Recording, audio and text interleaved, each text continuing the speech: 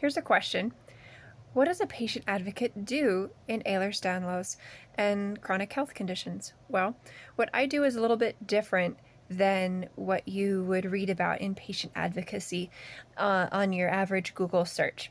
Typically, a patient advocate is someone that maybe would help you in the hospital to find billing, track down your doctor if a nurse isn't available and they happen to be around, and maybe help explain different procedures depending on the relationship with the physician, or just find the person to explain the procedure to you.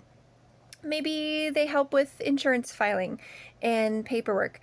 All of that stuff is also things that I do, but what I found patients need the most help with is the same thing I needed help with as a patient, and that was coordinating the mountains of care.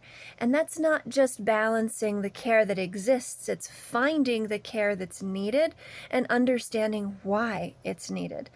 And over time, applying different experiences and successes that we had with myself, my children, some family members and friends, we found that what became the quickest path to successfully moving forward and achieving stability quickly is to have someone that is the patient, that has lived in the body.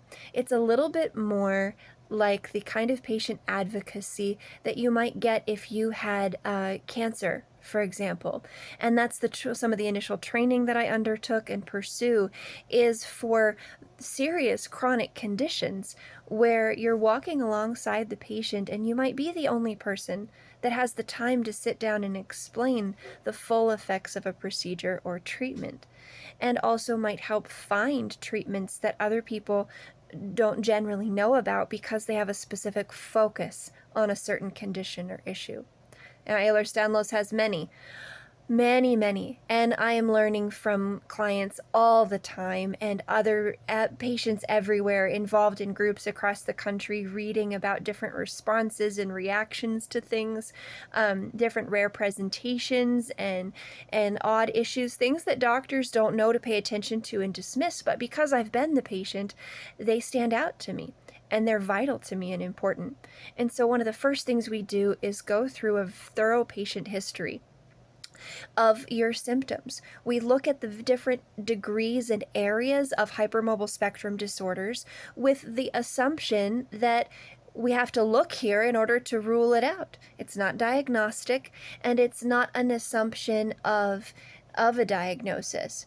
It's just a logical statement that in order to accurately determine whether a person does or doesn't have this, we have to look at it and give it honest attention. So we'll look at suggestions of mast cell activity in history, suggestions of POTS. These things are also progressive, so some early symptoms that were dismissed at the time could now be extremely relevant, say in a post-COVID case or another viral infection that you've picked up this year. We look at the musculoskeletal system, cardiovascular, neurological presentations, go into detail on issues with your spine. How is your neck doing? Your back? What happens if you do this activity or that activity? Or I might say, do you ever feel like you're gonna drown as soon as you sit up in bed in the morning? Well, that might seem like an odd question to ask, except that is how patients will describe the sensation of increased blood pressure and tension from intracranial hypertension. Why is it relevant when you sit up in bed? Because that could be pulling on a very compressed spinal cord, yanking down on the back of the brain, triggering autonomic systems and applying undue pressure to that unstable structure in your body. Do I know that that's what it is? No, but I'm not here to know what it is. I'm here to build the bridges so that you can go to the specialist who knows what that is and will be able to figure it out. Otherwise, we walk into a doctor's office, we sit down, we hand them all of our symptoms, and we hope that they'll come up with it. And we might spend years waiting for someone to realize that this strange itching and pain in our feet and hands is small fiber neuropathy. or even longer, figuring out that one of the reasons we can't get our EDS diagnosis is because it's progressed to Sjogren's. Maybe it's not serious.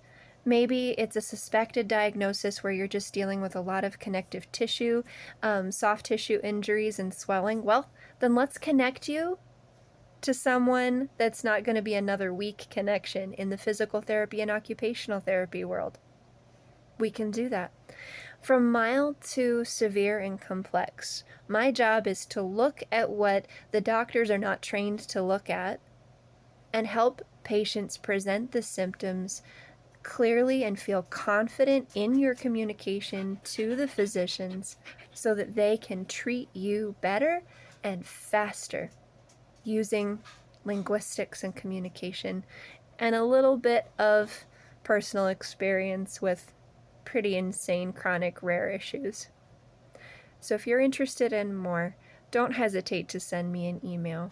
We have communities we can work with to help make things financially affordable. I take pro bono clients whenever I can, and of course in the group try to make videos like this and share posts and information as much as possible. There is too much to learn and too much to know. None of us know it all. There's years of work to do, but when we collaborate and when we work together, when we're sharing our stories and our experiences together, then what I learn from one patient over here can help me get this client care in months instead of years.